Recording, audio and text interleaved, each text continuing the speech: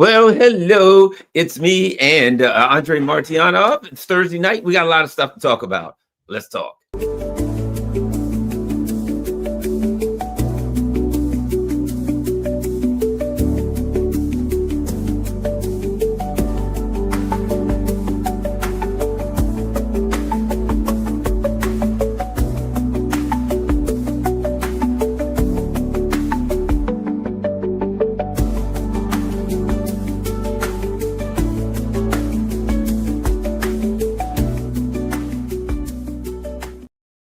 Hello, all. We are hanging out tonight with Andrei Martyanov.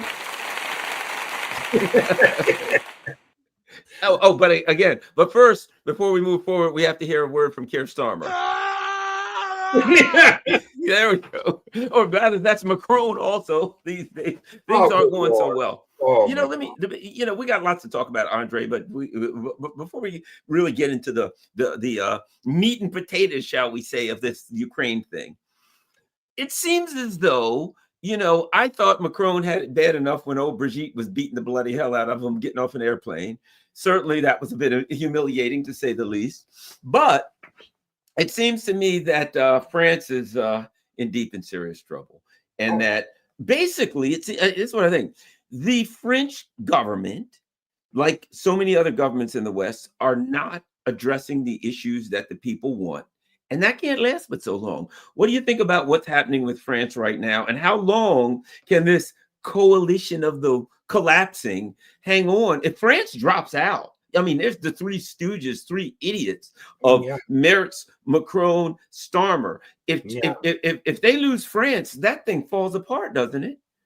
Well, yeah, but it's even now, what can they do, even if they are three together? Militarily, they are, with the exception of France, because of the nuclear deterrent, but they are pathetic.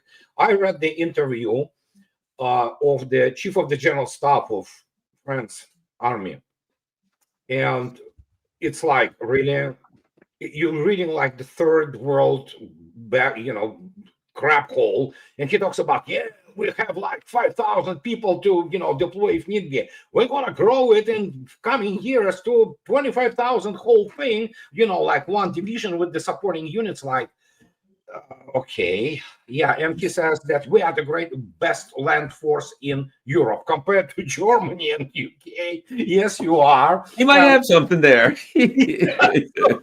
I mean, it's ridiculous. But then again, listen, and I am on record, and I know there are very many decent French people, but the problem is it is with French themselves, who just let their country go. They voted this moron twice into, they don't care that their country now is pedophile central. It's basically their hotspot for deviancy, all kinds of the perversions and things of this nature. And the only thing they can do is just, let's look at the opening of the, Paris Olympics. Let's kind of protest a little bit. Most things they care about, which is understandable, make no mistake. I by no means blame them for that, but the only thing they care about economic issues and the stomach. It's important. We do not exist without stomach, meat and potatoes issue. But the problem is just French. They don't care, and so they lost their country. They obviously lie about their demographics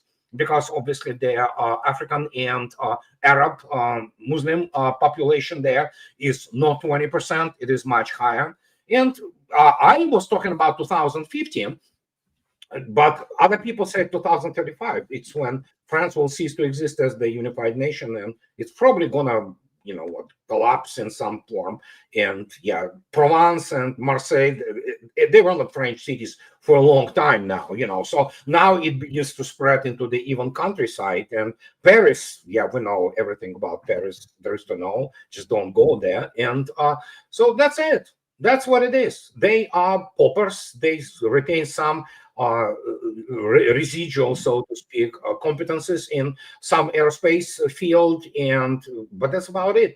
Militarily, if not for the nuclear deterrent, which is they have to, thank Charles de Gaulle, true great French, the last great French man, and for that, that's it. Nothing more than that. You know, one of the things, now there's an article that I want to throw this at you. You know, everybody like, but that most people out there, and you know, most of the pundits, a lot of people disagree with me. A lot of the pundits say Israel is about, and the U.S. they're going to attack Iran in any on any given day. They're ready to attack. And my thing is, you know, I think they want to, but for God's sake, they got no air defense. It wouldn't be a good idea. I find it hard to believe that you're going to go at them again after getting your clocks cleaned in 12 days. Here's an interesting article, and I'll show this to you. Interesting article.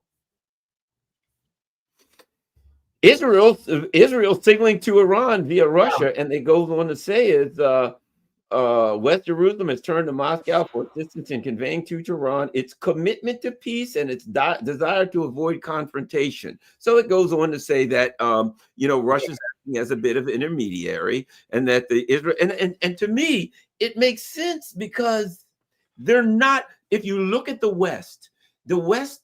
Western countries are not in a position to attack much of anybody, because they just don't have, I mean, literally, whatever they have is an air defense system.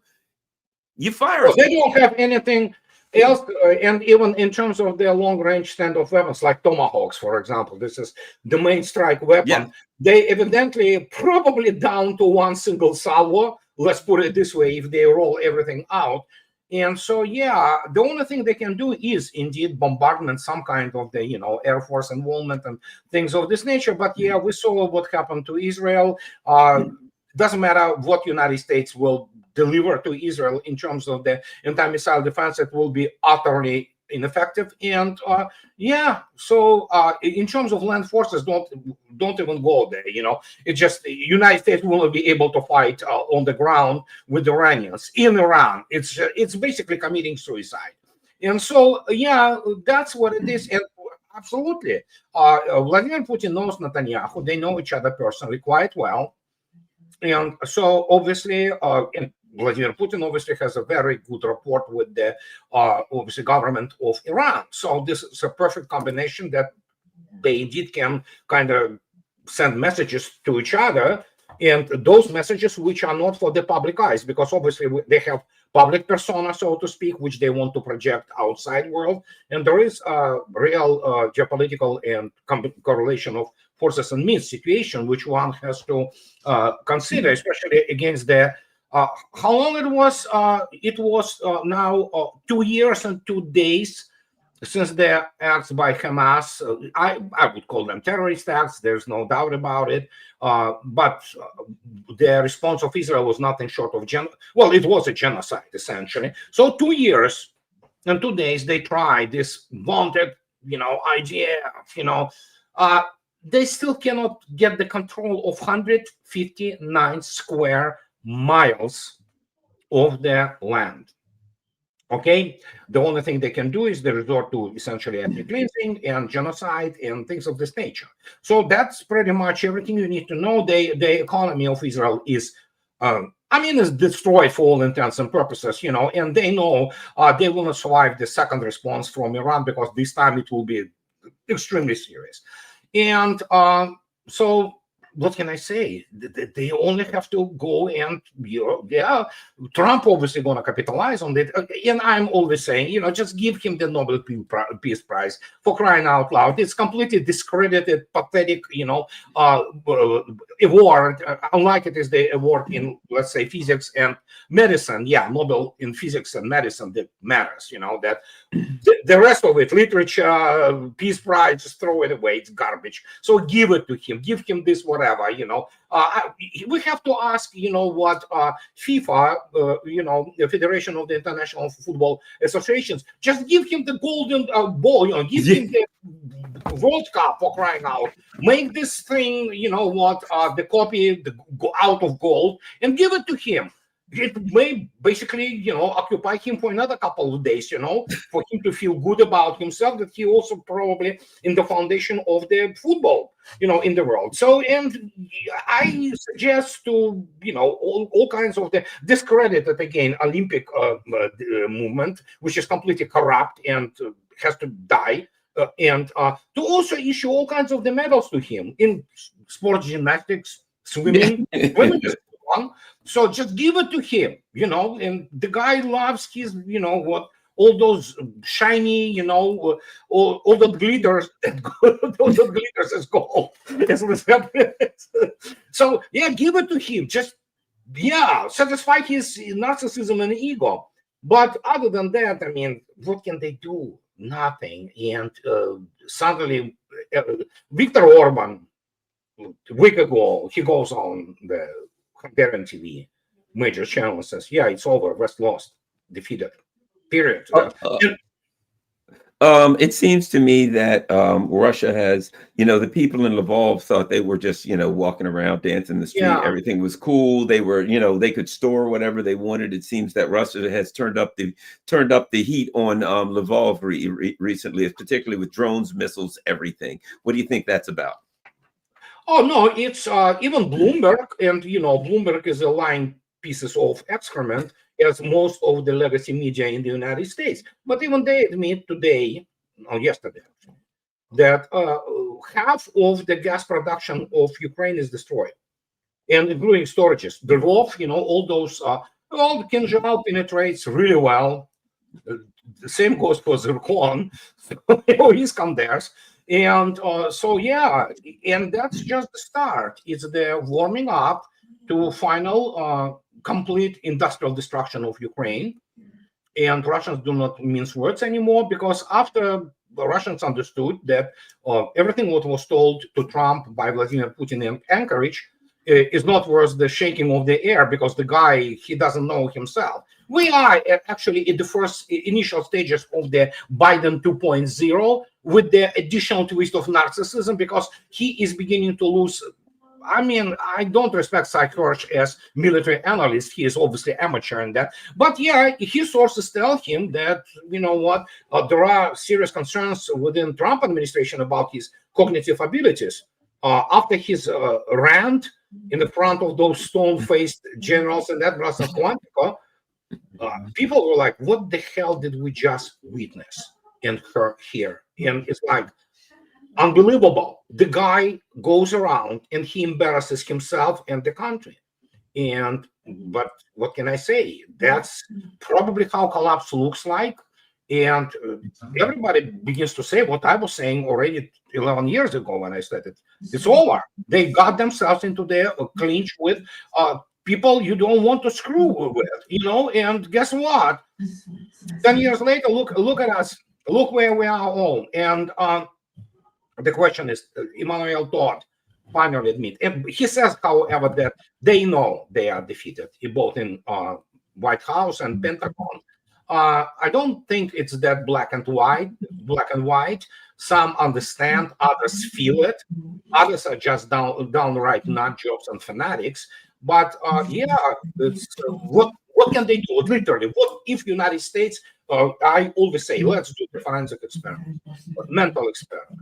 Let's say Russians move back in terms of Navy, in terms of their submarines, in terms of everything, and say, oh, the United States, here it is. Here's Rotterdam, here's Bremenhaven, here's Havre, and Marseille. Yeah, deploy yourself. See what's going to happen. And then, go in and try to fight us. They know that even if they are given, like half a year of exploration, the United States simply has no resources to do anything about it. It will be defeated. And and that is why it's primarily hot air, all kinds of things to impress, primitive things like, oh yeah, we'll give tomahawks. Okay, sure. See what's going to happen after that. Well, one of the things, like the discussion about Israel's Iron Dome, and they ran out of missiles in 12 days, or the U.S. doesn't make enough missiles. Even if they made enough missiles, these Patriots and Iron Domes can't block anything anyway. I mean, if you gave them enough missiles to last 50 years, what good would the missiles do? They had missiles, and the Iranian offensive weapons were going through them like they were nothing. So yes, the discussion of the U.S. or the West running out of missiles is a discussion. But even if they don't run out of missiles, the missiles don't. I mean, I'm just saying the systems are not capable to block the incoming ordnance. Yeah, they're barely mitigated. And the it was admitted that it's about 35% effectiveness, which is, yeah. And just now they released today the Atlantic Council, and again, make no mistake, Atlantic Council is a bunch of the, sinecure abusing, former officials, and it's all BS. But even they produced today the imperative for hypersonic strike weapons and counter hypersonic defenses. And they admit that, we are kind of asymmetry and all that. You cannot explain to those people that you cannot have anti-hypersonic defense if you don't have even anti-supersonic defense, okay? And so with what? The only thing they have, which sucks anyway, they cannot intercept it, is even against the traditional ballistic missiles, which are not of Scud variety from 1970s. And I about to read this report. It's a lot of buzzwords. They want to evaluate Russian hypersonic weapons. They cannot evaluate because they do not understand how it is used. They cannot register all launches.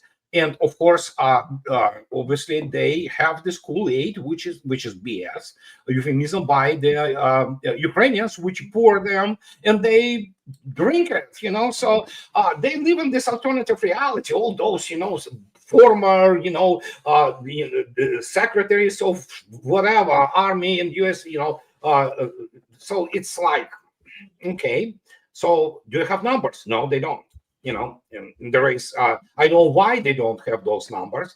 And, but yeah, they lost it here. They lost in air defenses. They lost in the strike weapons other than the hypersonic weapons. We have the completely different situation developing in terms of the naval forces. And yeah, land army, it was utterly demilitarized. In order for them to give something to Ukraine, they literally have to strip first line formations of their, basically table of organization and equipment. They have to take this equipment and send it to Ukraine. They cannot do this anymore. That is why Mr. Kellogg who is a shyster and profits on, basically the people dying in millions together with his daughter. Well, that's a good family, I guess.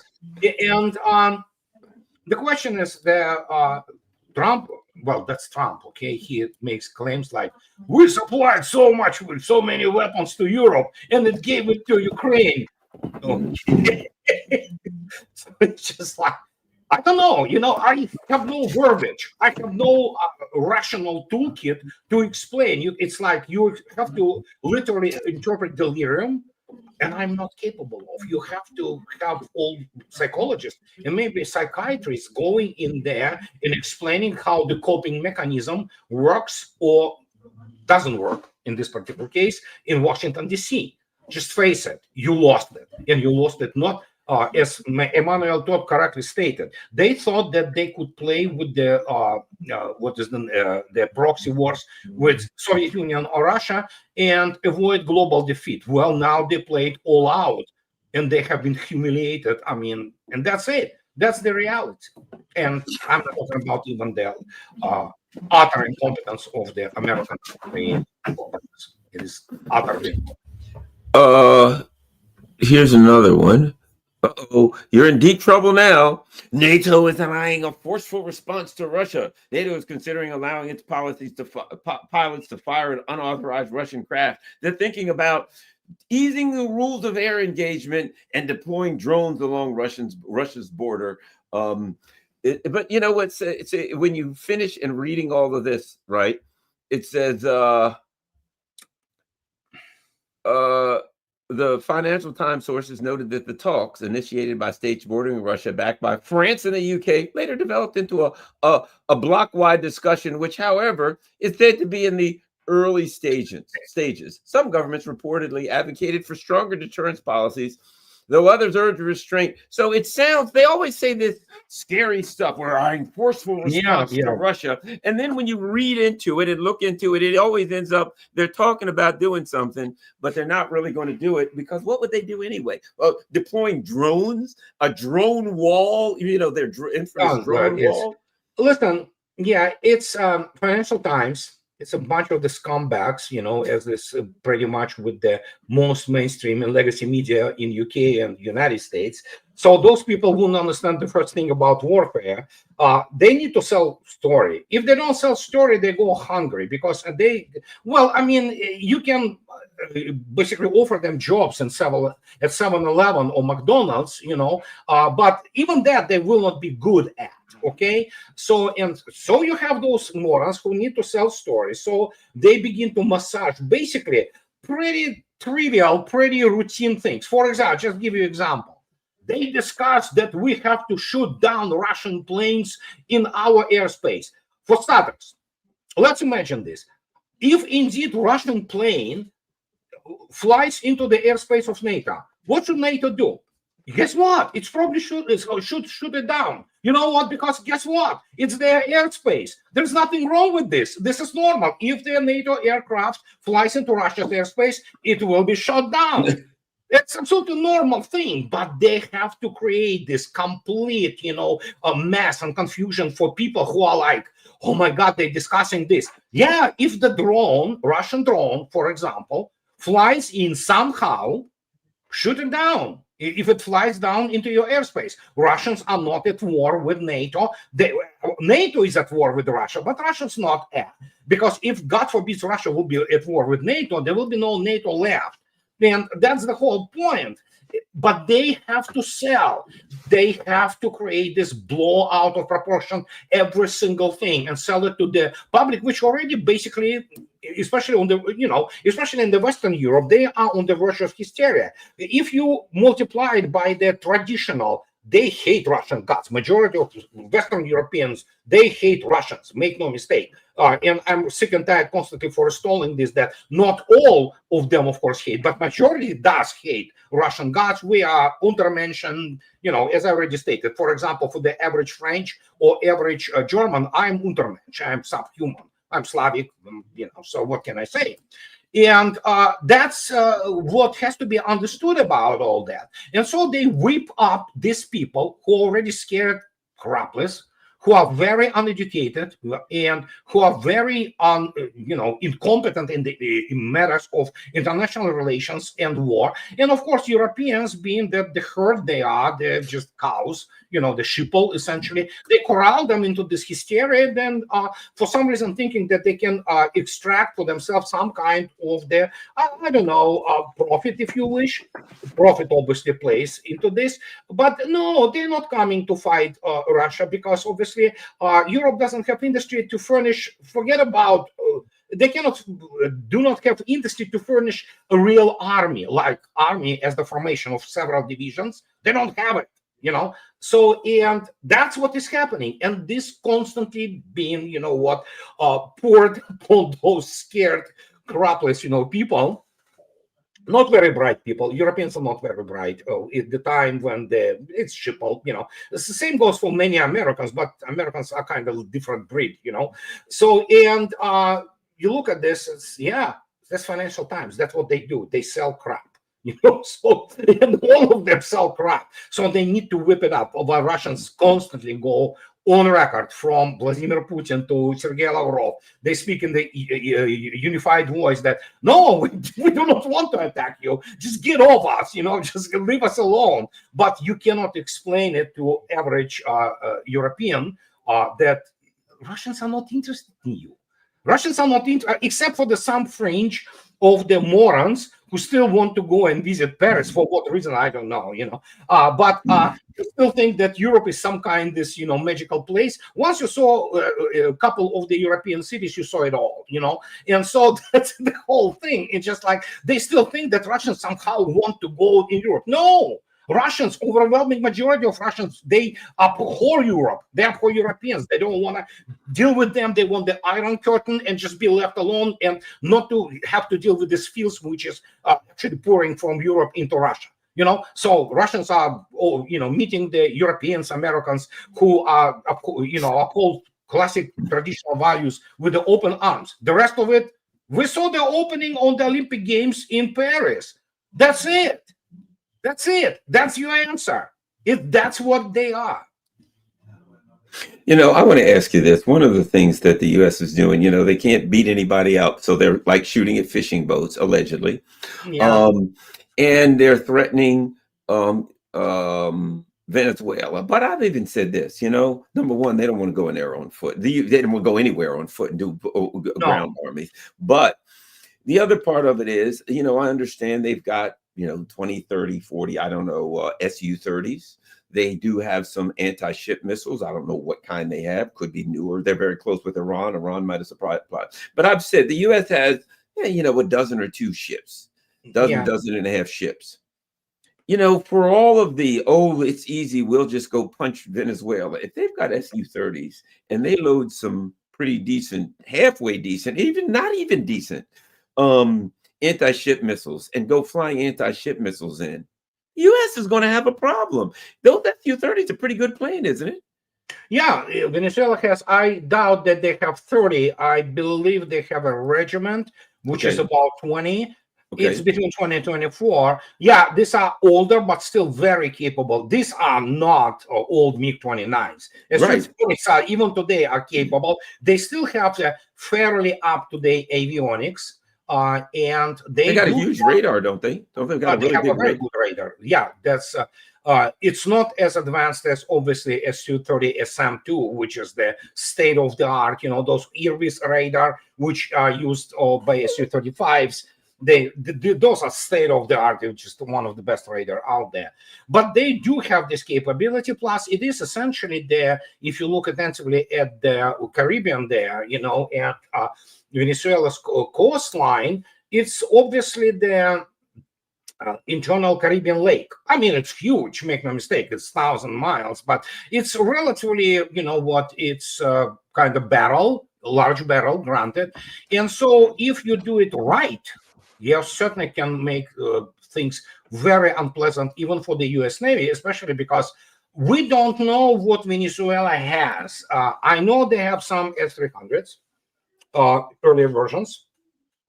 I know they have older versions, but with the update, all kinds of the software and things of this nature, like even OSA. And then they have, I'm sure they should have Yahant anti-shipping missiles. Yahant anti-shipping missile is the Onyx, but with the limit of 300-kilometer range.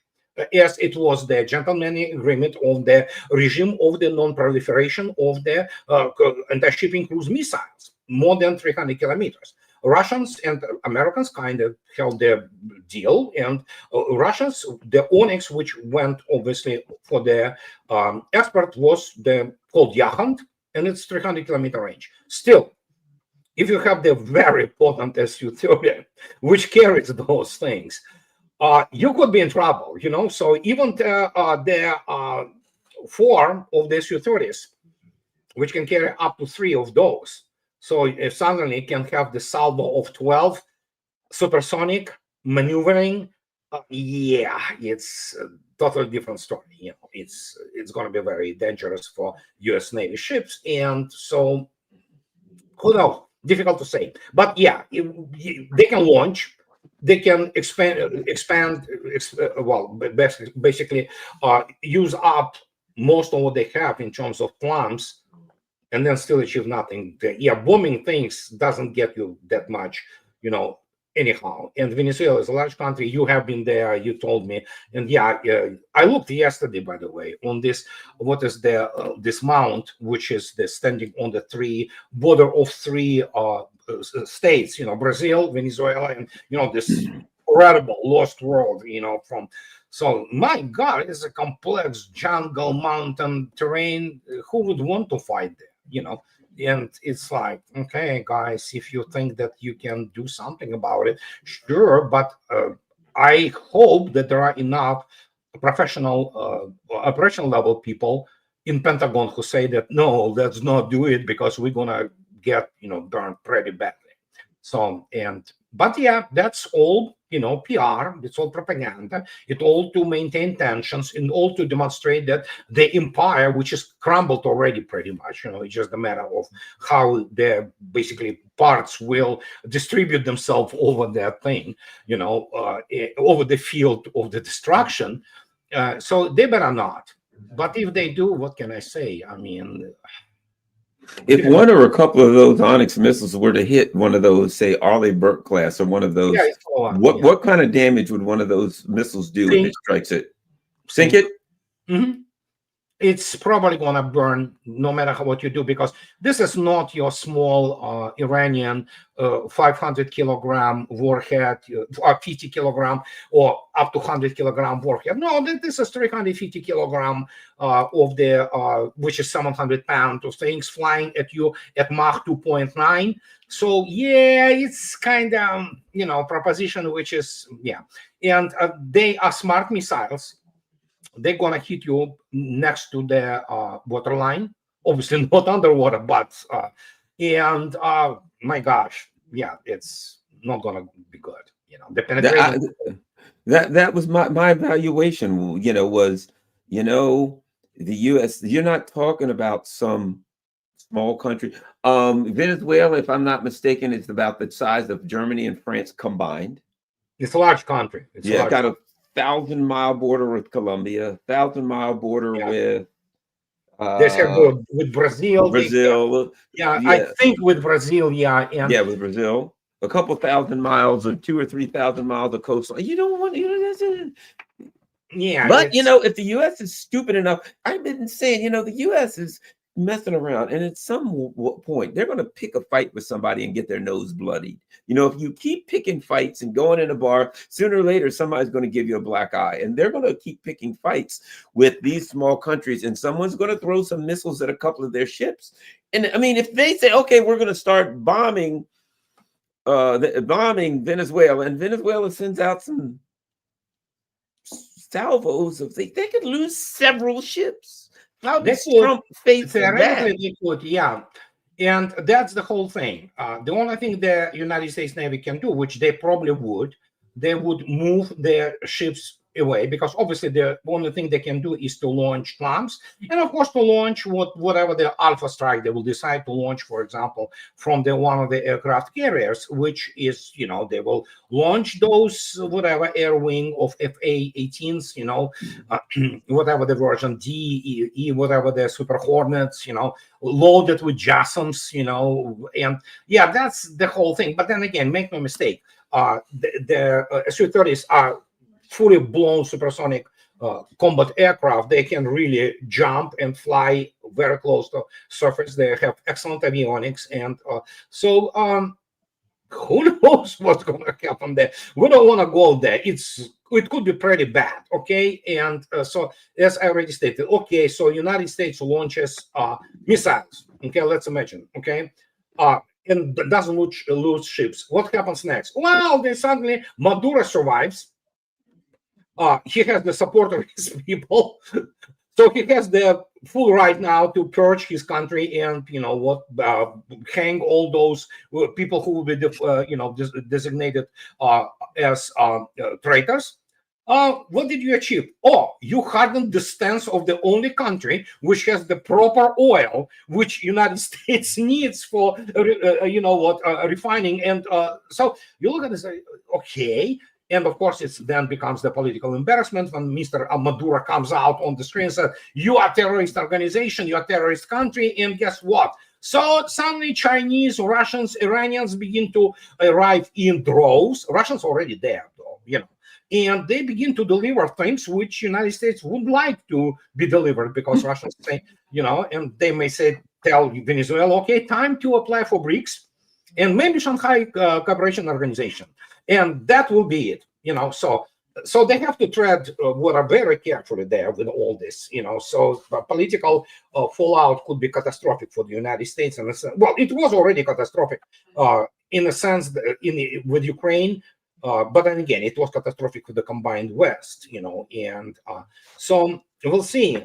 I don't know, I'm pretty sure Maduro is fairly confident, in the outcome, even if he doesn't do a lot of damage to American assets, but he can always turn around and say, okay, what did you achieve? Regime change? No, you didn't change anything. So you just, expanded your, wasted all of your precious munition, which you cannot replenish even in 5 years, So there you go. Simple as that. What's this? I think the leader of Azerbaijan hasn't he been kissing up to Vladimir Putin here Yeah. recently? What's going on with it? Because it seemed like he was trying to, I'm friends with Israel. I'm helping them out attack Iran, and it seems like that hasn't worked out well for it. Well, Ilham Aliyev is not idiot. Let's put it this way. He is a very intelligent man, granted, of course, with the ethnic national twist of Azerbaijan. There's no doubt that his clan controls the country, and it makes some people very unhappy. And so he thought at some point of time, which understandable, you ride high after you returned basically Nagorno-Karabakh, to Azerbaijan, great victory for Azerbaijanis. And make no mistake, it's huge for Azeri people, and all that. So, and then suddenly you literally ride this wave of, especially with the essentially wrestling the guy Pashinyan of Armenia, which is traditionally are not friends, to put it mildly, with Azerbaijanis. So it's like, and you lose your bearings. So, but realistically, of course, Azerbaijan is kind of economically, it's not quite, but it's mono economy. It's oil and gas, the hydrocarbons. Well, guess what? Aliyev was warned by Moscow on a number of occasions that stop supplying oil and products of the refinement, and they are being refined in Ukraine. Stop doing this. Stop doing that. He was supplying also the oil and gas to Israel. So after a couple of years of saying this, suddenly happens this tragedy with the aircraft, which haven't been shut down. Indeed, if it would have been shut down, it wouldn't fly anywhere. But it was damaged in flight. It had the chance to land in Makhachkala. For some reason, pilots decided to fly almost 300 miles towards, that tells you, 300 miles. Yeah, we're not that damaged. If we can make it, literally flying for 45 minutes, to Kazakhstan, and then they crashed it there. So obviously it was because their missiles exploded. They were shooting down one of the large drones from Ukraine when they flew into their airspace of Grozny airport. So suddenly Aliyev has the reason to basically say, you know what, you just got under my skin. And he begins this, diatribe towards Russia. And so Russians who were warning him for a while said, okay, if you want to play the game, okay, let's play it. And so what first thing Russia does, they destroy Azerbaijani diaspora. Diaspora being a euphemism for the organized crimes group. There are many Azeris, make no mistake, there are very many Azeris who are wonderful people, law-abiding citizens, or people who really work honestly in Russia. But all those people who are controlling those, markets, farmers markets, suddenly, bang, the whole thing just implodes. For Aliyev, for whom this type is a huge, huge Russian market and a huge, as you might understand, cash flow, obviously he goes bananas. I think he was obviously warned by MI6 and CIA to do what he does, otherwise it will be, bad for him. But Russians then after that, what they did, they blew up all those refineries in Ukraine, which were refining the Azeri oil and, so all kinds of things.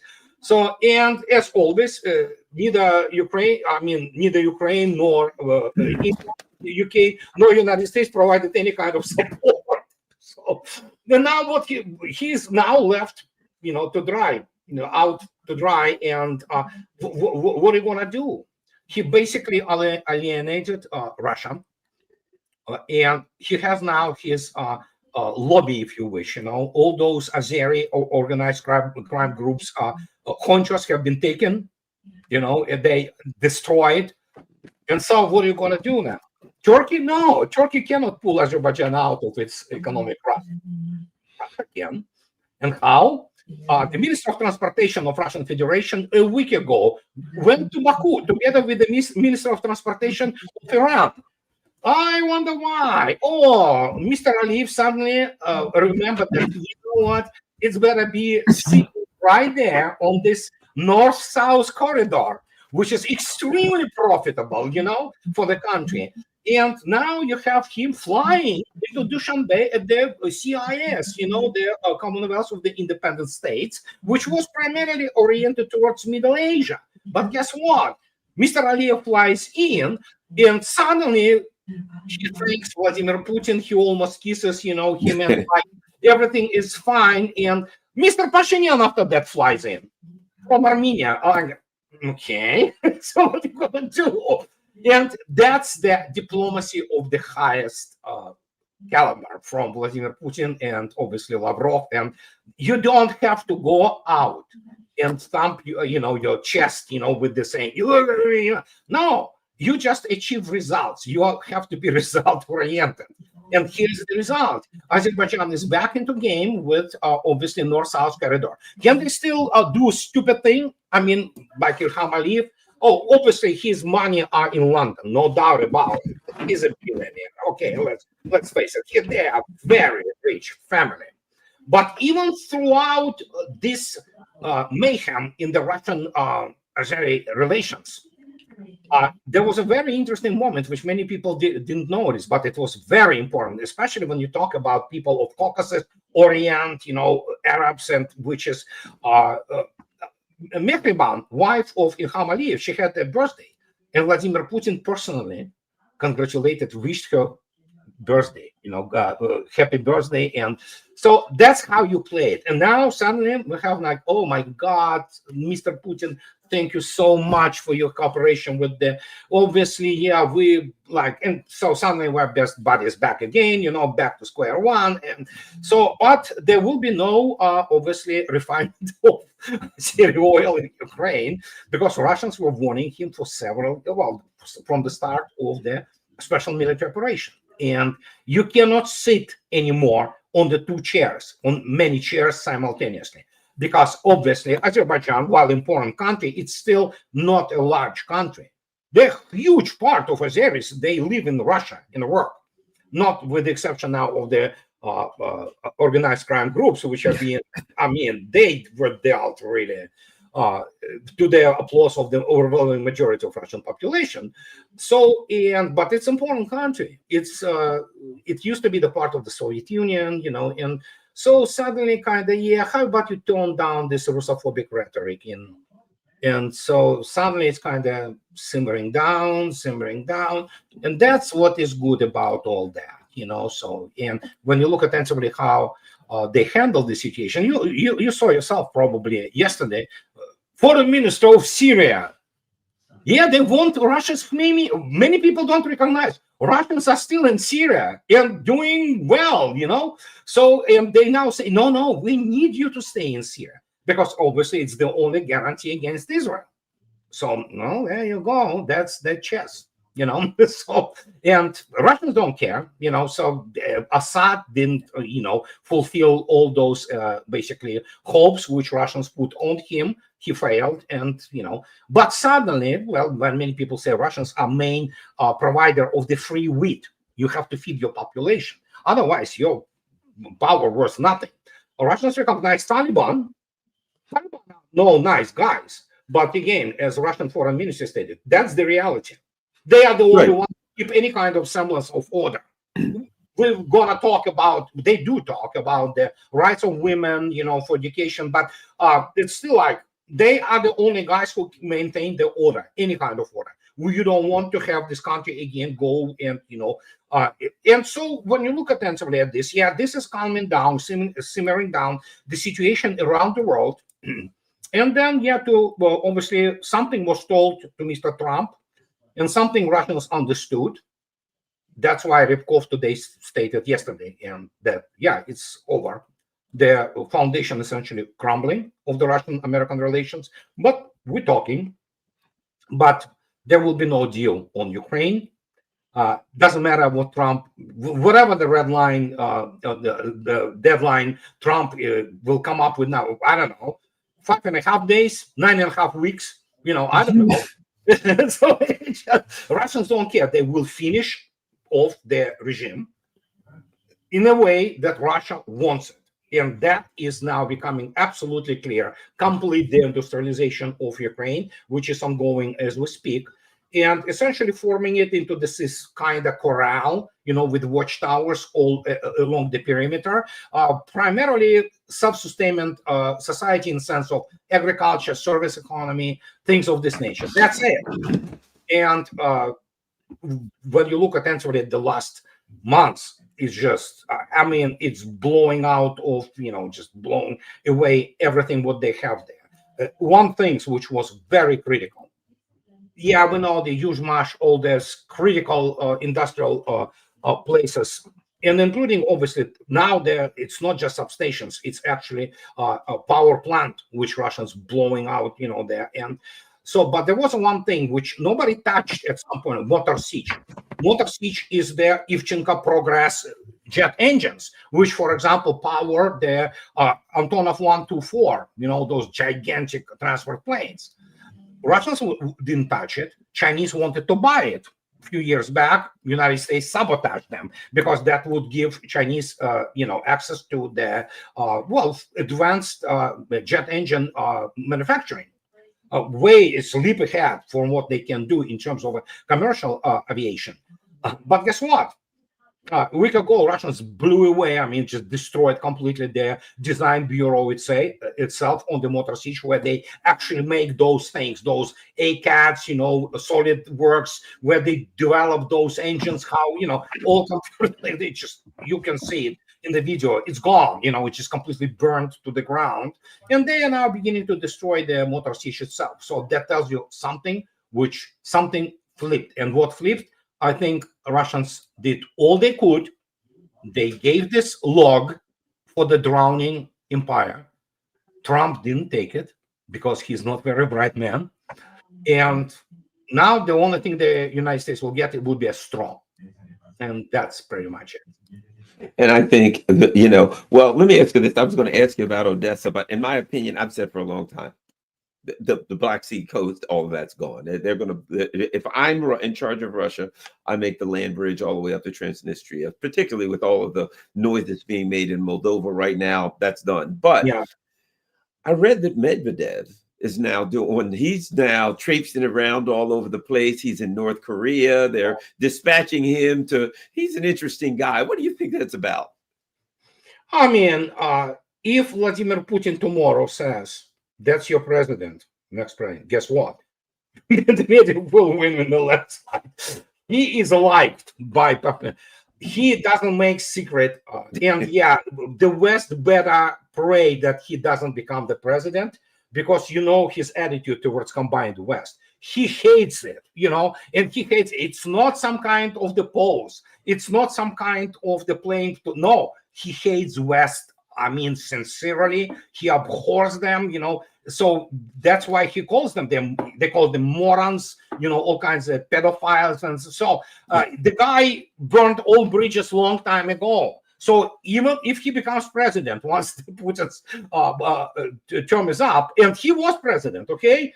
Many people don't understand that was the thing which was disclosed about a couple of years ago. It was him who gave the orders, actually, on basically disposing of Georgia in 2008. While Vladimir Putin tried, sitting with the George W. Bush at the Olympic Games in Beijing, trying to convince him to do it, diplomatically and things like typical Vladimir Putin, let's kind of play it slower. And, Medvedev was like, no, 58th Army, go. And they went 5 days, it was all over. And so you have this guy, and Washington has to be terrified of this dude, because his hatred of the West is genuine. He, of course, he is the devout Russian Orthodox Christian, together with his wife. And he was the president before. So he knows the game. And so suddenly he goes to the very important country of North Korea at the celebration of the 80th anniversary of Communist Party of North Korea.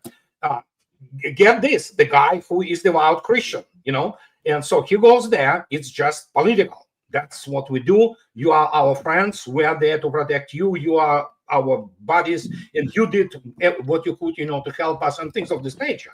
So, yeah, it's probably maybe the beginning of the preparation for the run. And when he comes in, some people will soil their pants in Europe because Medvedev hates them. He was saying in openly in to the the pedophile family of Macron, the perverts, it's just like, oh my God, the guy doesn't mince words, and he means it. He doesn't care if he's not accepted anyway in the West. He's happy in Russia. And so this is what is happening. And you suddenly have this Vladimir Putin in Dushanbe at the CIA's meeting, Mr. Medvedev in North Korea.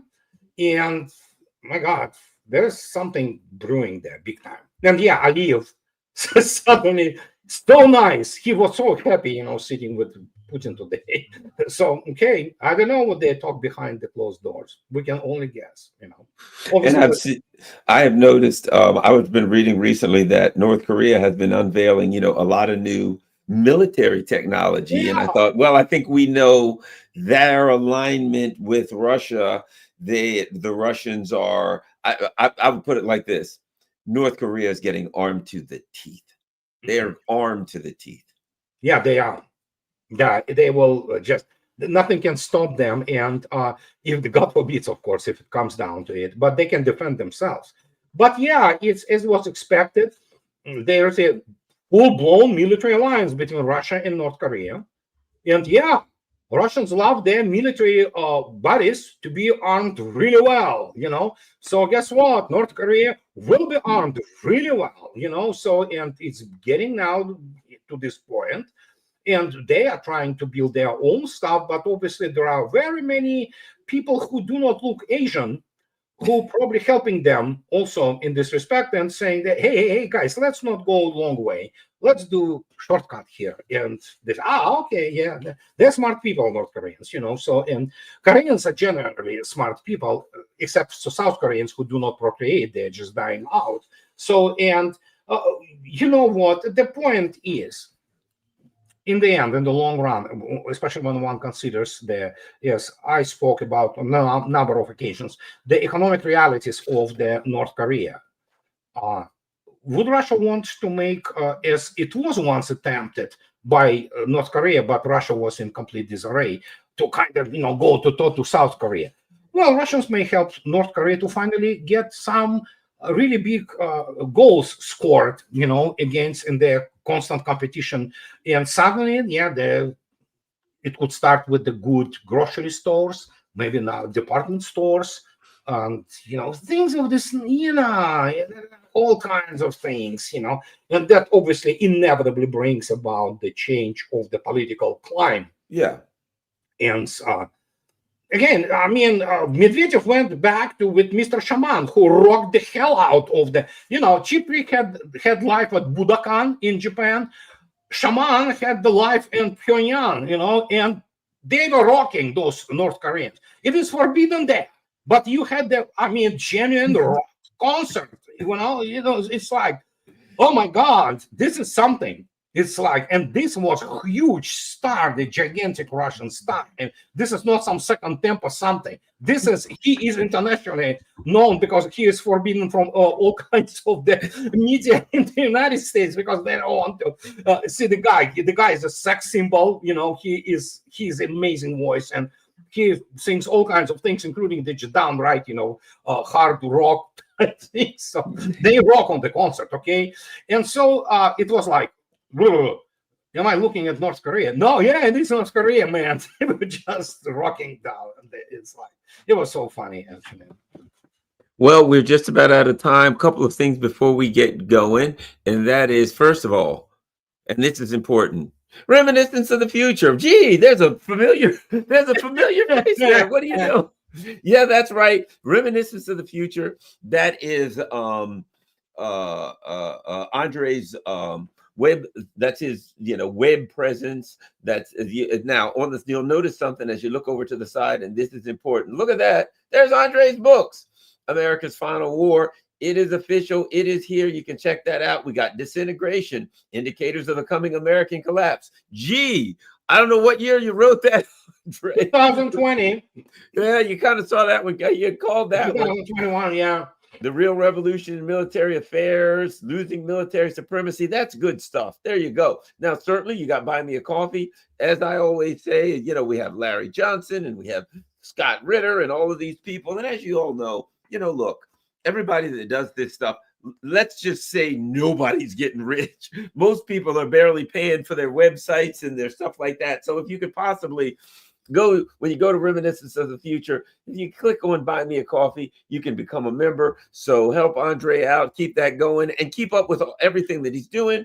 Check out his books, etc. Reminiscence of the Future. It's great. And of course, Smoothie X12 is his YouTube page, and he's on there regularly. He has a lot of really good shows. I really enjoy him. I don't miss any. Andre, thanks a lot. Certainly appreciate you taking time out of your busy schedule. Everybody, thanks to all my Patreons. You got to Buy Me a Coffee and PayPal, and anybody that can afford to help the channel, I appreciate it. But even if you can't, the most important thing you can do, remember, we don't have Walmart and all these other people supporting us on alternative media. The most important thing you can do when you watch this one or any of the other alternative media shows, if you like a show, share it on all your social media platforms.